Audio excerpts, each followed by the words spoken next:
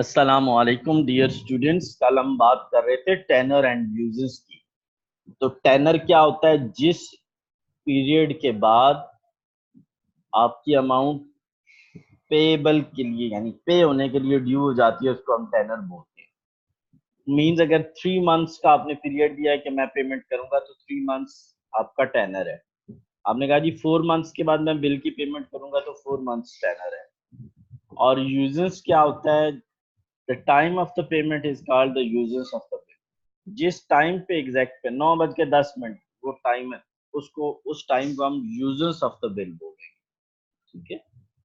Grace days क्या होते हैं? ड्राई को फैसिलिटेट करने के लिए लॉ में लिखा गया है कि 3 डेज एक्स्ट्रा उसको दिए जाएंगे ताकि वो अपने पैसे अरेंज कर दे। ड्रॉ ड्राई को 3 दिन एक्स्ट्रा देता है, 3 डेज को ग्रेस डेज। जनरल एक्सेप्टेंस और क्वालिफाइड एक्सेप्टेंस। अगर किसी एक्सेप्टेंस की बैक पे कोई कंडीशन है तो उसे हम क्वालिफाइड एक्सेप्टेंस बोलेंगे, और अगर किसी के पीछे कोई कंडीशन नहीं है तो उसे हम जनरल एक्सेप्टेंस बोलेंगे। बिल की वो एक्सेप्टेंस जिसके पीछे कोई कंडीशन लगी हुई नहीं है, उसको हम जनरल एक्सेप्टेंस बोलते हैं। और जिसके पीछे कोई ना कोई टाइम की, वक्त की, जगह की कोई कैद हो, कंडीशन हो, तो उसे हम क्वालिफाइड एक्सेप्टेंस बोलते हैं। ड्रॉर सेलर के पॉइंट ऑफ व्यू से जब बिल ड्रॉ होता है तो उसे हम बोलते हैं बिल रिसीवेबल, और परचेजर के पॉइंट ऑफ व्यू से जब बिल ड्रॉ होता है, क्योंकि ड्रॉ ड्राई पे ड्रॉ करता है तो उसके लिए बिल रिसीवेबल, और ड्राई पे बिल ड्रॉ किया जाता है तो उसके पॉइंट ऑफ व्यू से ये बिल पेएबल होगा। Discounting of the bill. अब इस बिल को 3 तरह से इस्तेमाल किया जा सकता है। बिल आ गया, 3 माह बाद पेमेंट मिली, ये ड्रॉर के पास है, ड्रॉर इसको अपने पास रखे, इसको बोलते हैं रिटेन टिल ड्यू डेट। अगर बिल को वो अपने पास रखेगा तो उसे क्या बोलेंगे? Retain till due date. अच्छा, सपोज जो ड्रॉर ड्रॉर को हम सेलर भी बोलते हैं, डेटर भी बोलते हैं।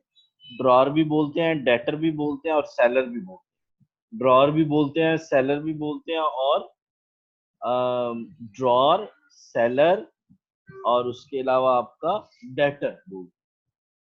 अच्छा, अगर ड्रॉर हमारा होल्डर ऑफ द बिल है, उसको अगर पैसे चाहिए बिफोर ड्यू डेट, 3 माह से पहले, अगर उसको वो बैंक जाएगा, उनको कहेगा यार ये बिल रख लो, ये 1 लाख का बिल है, आप 99,000 मुझे दे दो।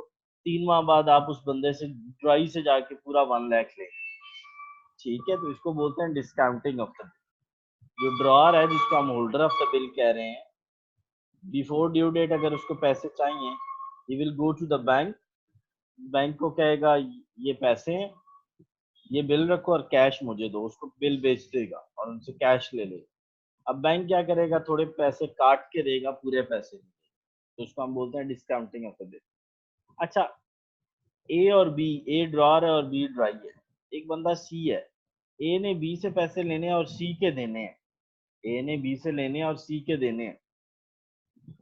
अच्छा, ए बी से मांग रहा है, ए बी से मांग रहा है पैसे दो पैसे दो, उधर सी ए से मांग रहा है पैसे दो पैसे दो। एक दिन सी ने ए को इतना तंग कर लिया, कहता है यार मेहरबानी कर, ये बिल ले जा, 1 लाख रुपया मैंने तेरा देना है यार, ये बिल ले जा, 3 माह बाद बी से ले लेना, मेरी जान छोड़ो। इसको बोलते हैं इंडोर्समेंट ऑफ द बिल।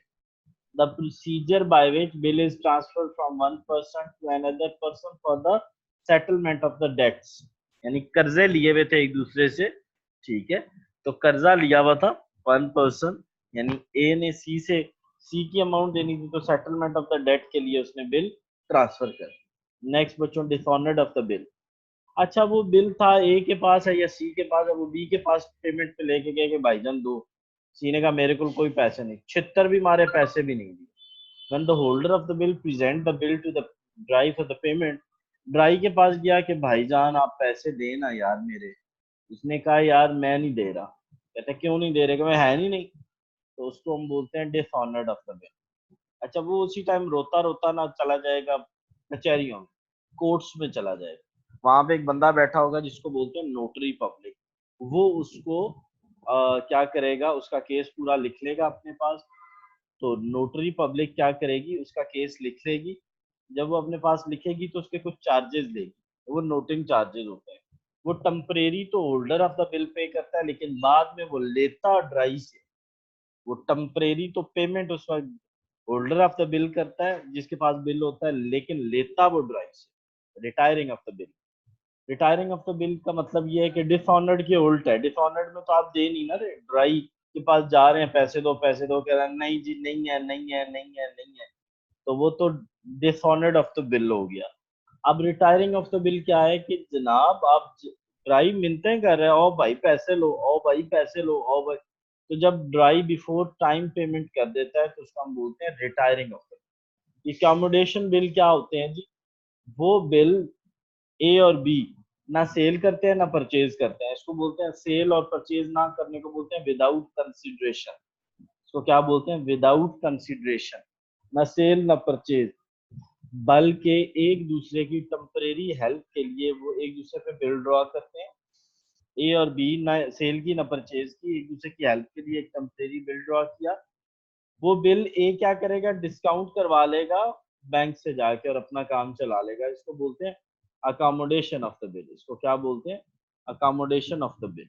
ठीक हो गया स्टूडेंट? तो अकोमोडेशन ऑफ द बिल क्या है कि आप क्या कर रहे हैं, बिल को, आप बिल को क्या कर रहे हैं, दो बंदे आपस में without consideration, without sale and purchase bill draw कर रहे हैं, तो समझ, क्या बोलते हैं जी? Accommodation bill. थ्योरी आज खत्म होगी है, कल से हम इंशाल्लाह इसकी स्टार्ट करेंगे। क्या स्टार्ट करेंगे जी? Journal end. Stay blessed and thanks for watching. आपसे रिक्वेस्ट है कि keep watching my channel and also subscribe, share with the friends. Thank you very much.